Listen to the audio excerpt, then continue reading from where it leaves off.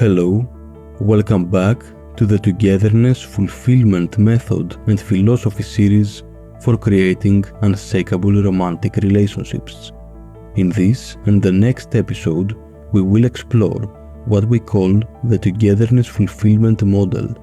Let's get into part 1 of the Togetherness-Fulfillment Model. To better help people practically understand togetherness fulfillment in their day-to-day interactions with their life partner, we created the Togetherness-Fulfillment Model, which shows how we can be united as a couple by uniting our feminine and masculine elements. We talked about the feminine and masculine elements in the episode about the feminine and masculine aware self model, and here we can explore the interaction of these elements in more depth. We all have feminine and masculine elements, no matter our sex, gender, or sexual preference. We just express them differently. These elements can be qualities, emotions, and behaviors. Our qualities are the best possible way to characterize ourselves and improve the way we behave, and our emotions and behaviors can have either positive or negative connotations. Our feminine and masculine elements are driving forces in our romantic relationship because they determine the quality of our relationship and drive us in a certain direction, either positive or negative. So, they can be forces of growth and unity or forces of damage in our relationship, and this depends on the way we utilize the dynamics of these elements. The dynamics of these elements are the ways that these elements can be united and be in a state of flow and peace, where they motivate us to strengthen our relationship, or the ways they can clash and cause damage to our relationship. Our feminine and masculine elements can clash internally, meaning our feminine elements will not be in balance with our masculine elements, or clash with our life partner's feminine and masculine elements, meaning that they won't be in balance with our life partner's elements. When we learn how to utilize them in a healthy way, we can improve our romantic relationship to a great extent, rekindle our desire and healthy passion, and live in tranquility. Our feminine and masculine elements can be positive and helpful, or negative and damaging, depending on the following. 1. The nature of these elements. For example, insecurity is a negative element by nature, and compassion is a positive element by nature. 2. Our awareness of these elements. This means that we are aware of their existence and how these affect us daily. 3. How we use these elements. For example, insecurity is negative by nature, but by being aware of our insecurity, we can be motivated to change and become secure and strong. So, our will not to behave in an insecure way anymore will be a positive motivator for change. When we understand our feminine and masculine elements, we can improve the relationship we have with ourselves and the relationship we have with our life partner.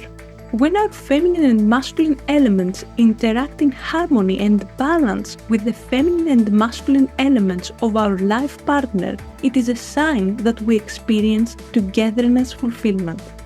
So, let's try to visualize how these elements manifest in our inner world by exploring the Togetherness Fulfillment Model.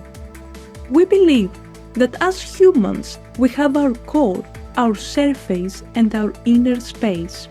Our core is about our main feminine and masculine elements, meaning our dominant forces within us.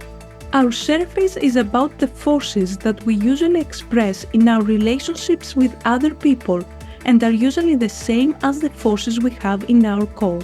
Our inner space is about the opposite forces of the ones that we have in our core and surface. These are forces that we express less often, but they are still very strong and can be expressed many times. For example, you can say that a woman has feminine forces at her core and surface and masculine forces at her inner space, and that a man has masculine forces at his core and surface, and feminine forces at his inner space. But this is not sex and gender reliant, and the exact opposite can be seen in any person. So, a person can have feminine and masculine forces as their predominant forces no matter their sex and gender. Something else very important to understand about the feminine and masculine forces is that they can constantly alternate with each other and are not absolutely fixed. So, a person who has feminine forces at their core and surface can spend long hours of their life expressing masculine elements more often than the feminine elements that they have at their core and vice versa. This can happen for various reasons and can have either positive or negative effects on this person's life and romantic and other social relationships. For example, a woman who has the positive feminine force of compassion at her core doesn't express this force in her relationships with other people and expresses the negative masculine force of arrogance. This can happen because as a child, her needs for validation weren't met and thus she created insecurity and fear of rejection, negative feminine forces. So, to protect herself, she reinforced her masculine forces such as dynamism and usually expressed these in a negative way, arrogance. This leads her to behave arrogantly and not compassionately, even though at her core she is compassionate. This is because she is afraid of being rejected again, as she feels that she was rejected as a child. Because of her fear of rejection, she becomes defensive with people and doesn't want to be seen as weak and in need of others. This way, in her attempt to be considered as a strong person, she behaves arrogantly, and her negative masculine force of arrogance becomes her defense.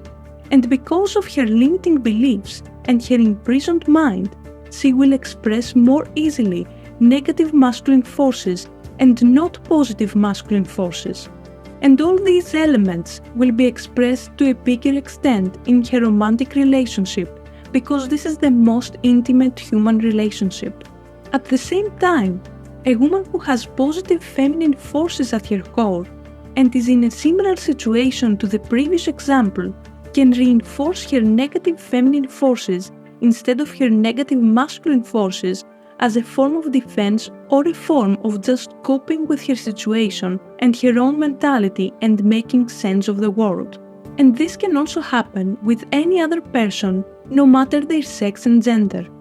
Another example is that a man who has positive masculine forces of dynamism and courage at his core expresses negative feminine forces of fear and shame in his life. This can be because as a child, when he was expressing his anger, which can often be a negative masculine force, he was taught that people must not be angry and that he should be the good guy who everyone likes, the people-pleasing guy. So, he was driven to insecurity and negative feminine force.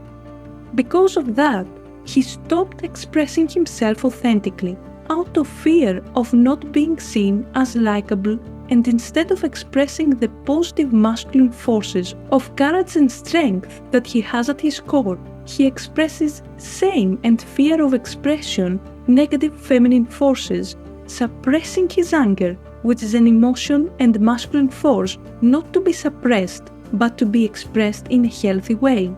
So, he didn't learn to manage his emotions healthily, and thus, negative forces took control to help him find ways of coping and making sense of the world, with the result of having problematic romantic and social relationships.